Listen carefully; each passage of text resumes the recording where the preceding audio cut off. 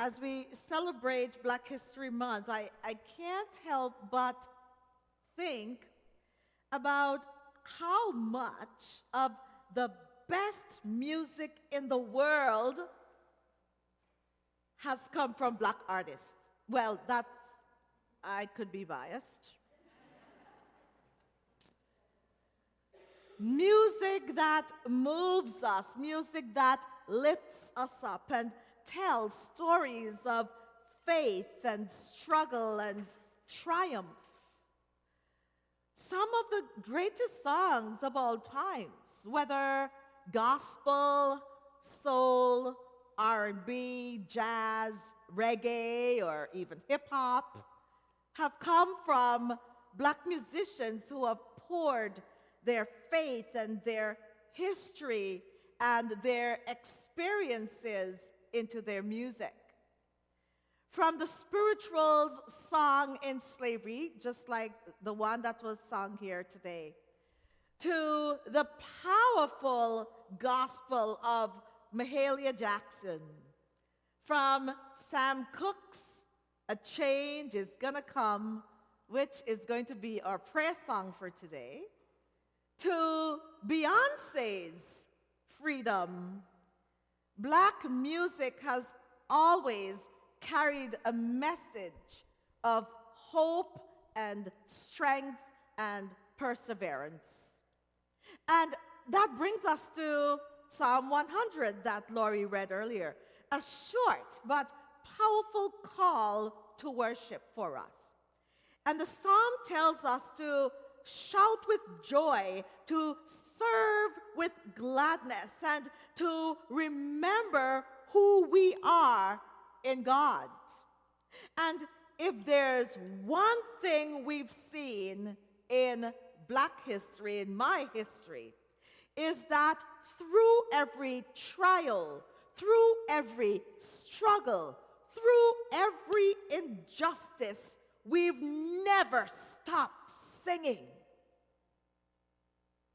Some of the most powerful songs in history came out of that struggle. I mean, think about it. If you are sad, if you guys are sad, if you're feeling oppressed, if you're feeling downtrodden, do you feel like singing? We never stop. Think about it. During slavery, people weren't allowed to read.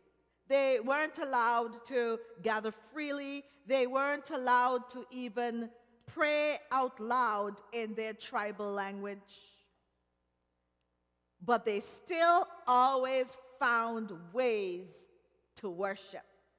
And they sang spirituals like Swing Low, Sweet Chariot, and Wade in the Water, using music to not just praise the Holy One, but to send secret messages about escaping to freedom.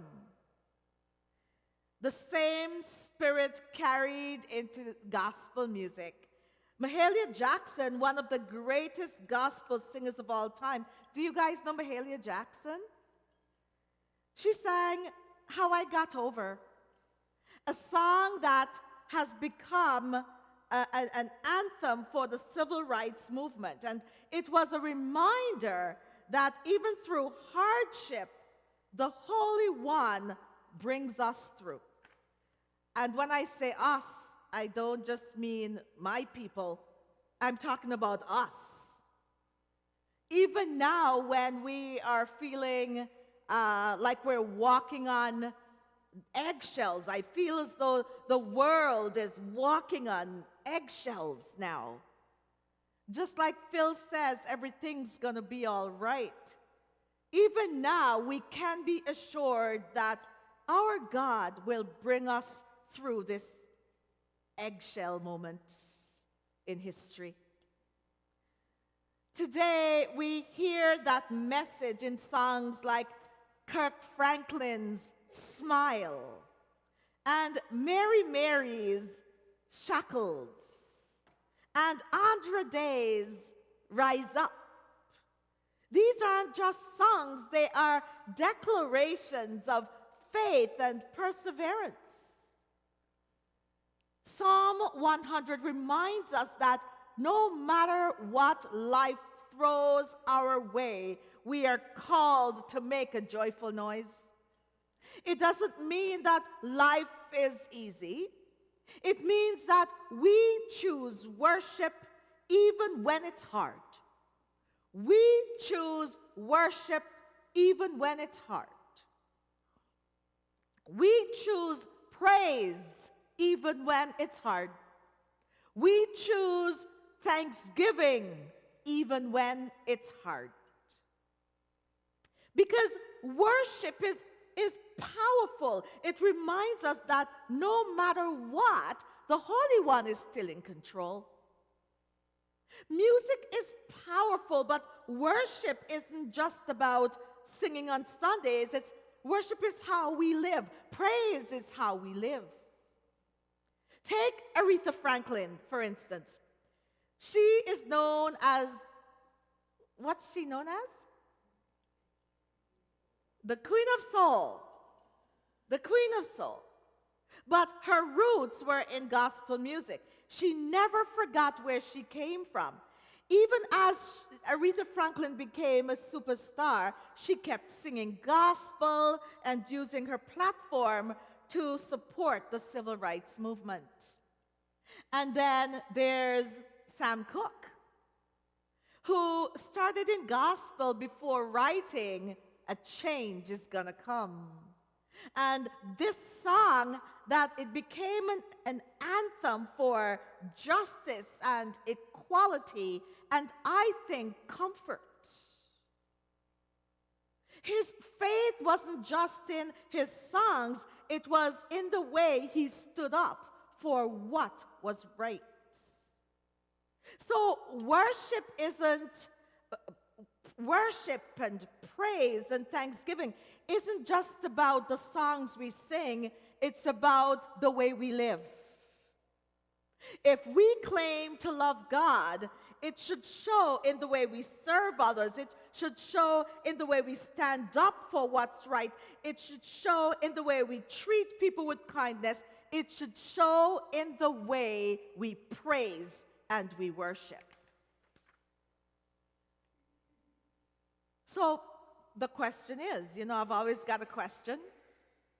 How do we serve with gladness as per the psalm?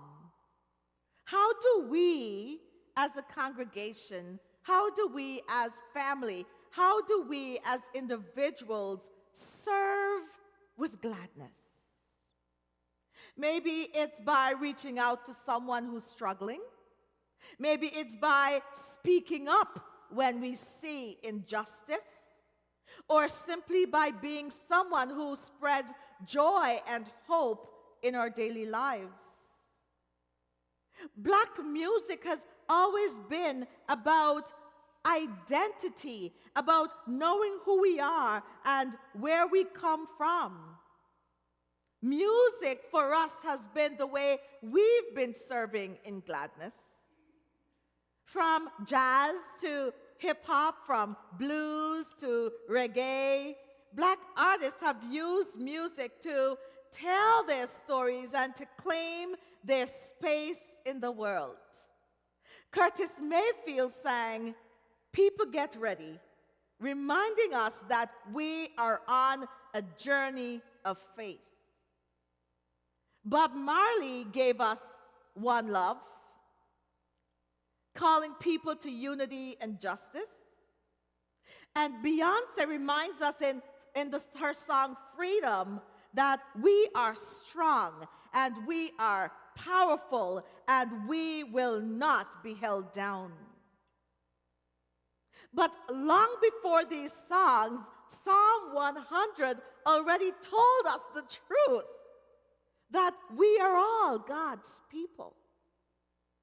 And society may try to define us by race, by background, by status, by class.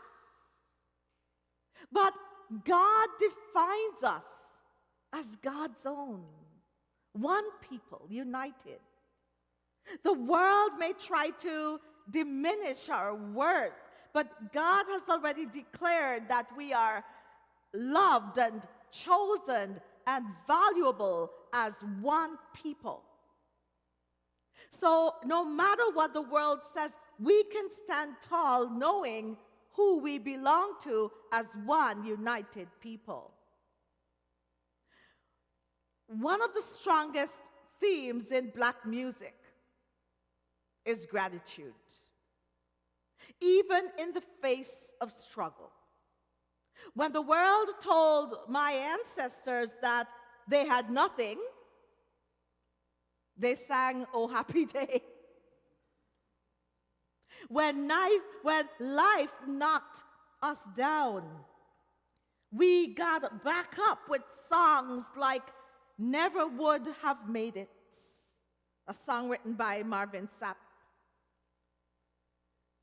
Gospel artists remind us today that giving thanks isn't about ignoring our struggles. It's about recognizing that God is greater than our struggles.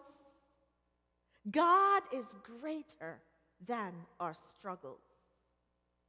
Psalm 100 tells us that thankfulness is a way of life. When we focus on what we don't have, we get frustrated. But when we focus on the goodness of the Creator, our faith grows. You know, if there's one lesson we can learn from Black history, it's this: God is faithful. God is faithful. Through slavery, through segregation, through struggle, through Jim Crow, and through injustice and all of it, God has never abandoned us. God has never abandoned us. And just like the Creator has been faithful, the Creator is still faithful today, not just to my people, but to you as well. Black music carries that message forward, that whether it's old spirituals or classic gospel or modern praise songs, the theme remains the same, that God is still good. God's love endures forever, and no matter what comes, we will keep making a joyful noise unto the Lord. The thing is, we would like to make that joyful noise unto the Lord together, united as one people. So today, as we celebrate Black History Month, let's remember the voices that came before us. They weren't just necessarily my ancestors. They were your ancestors as well, all our ancestors. Let's remember the voices that came before us, the voices that sang through suffering, the voices that worshiped through pain, the voices that declared God's faithfulness through every generation. So let's keep singing. Let's keep praising. Let's keep living out our faith together. Because when we make a joyful noise, we aren't just singing, we are declaring that the divine is still with us, with all of us. That the divine's love is still strong, holding us all up. And that the divine's faithfulness will never end for my people, will never end for any of your people, will never end for us as a people united together in love. Amen.